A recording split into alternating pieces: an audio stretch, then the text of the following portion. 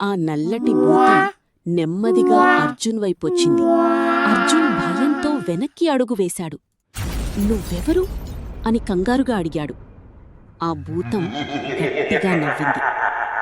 "నన్ను గుర్తుపట్టలేవా అర్జున్? నేనే ఈ ప్రపంచానికి బంధించబడిన శక్తిని." అర్జున్ అయోమయంలో పడిపోయాడు. బంధించబడిన శక్తి అంటే ఏమిటి అని అడిగాడు. ఆ భూతం కాస్త నెమ్మదిగా మాట్లాడింది. "నేను దుష్టుడిని కాదు. నన్ను ఇక్కడ ఈ రాయిలో బంధించారు."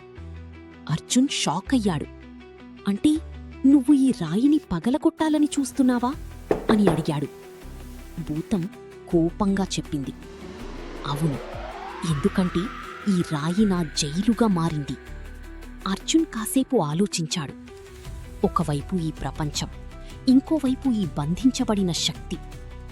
నిన్ను బయటకు వదిలితే ఈ ప్రపంచానికి ఏమవుతుంది అని అడిగాడు. భూతం కాస్త మౌనంగా ఉంది. తర్వాత నెమ్మదిగా చెప్పింది, "నన్ను ఎవరు ఎలా ఉపయోగిస్తారో అదే నా రూపమవుతుంది."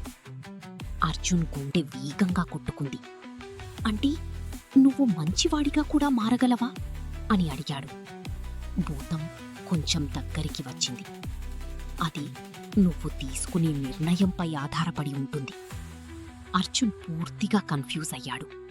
ఇప్పుడతనికి 2 మార్గాలు మాత్రమే ఉన్నాయి. అర్జున్ తప్పు నిర్ణయం తీసుకుంటే ఈ ప్రపంచం మాత్రమే కాదు, అతని ప్రపంచం కూడా నాశనం కావచ్చు. ఇప్పుడు అర్జున్ ఏం నిర్ణయం తీసుకుంటాడు? తెలుసుకోవాలంటే ఫైనల్ ఎపిసోడ్ చూడండి.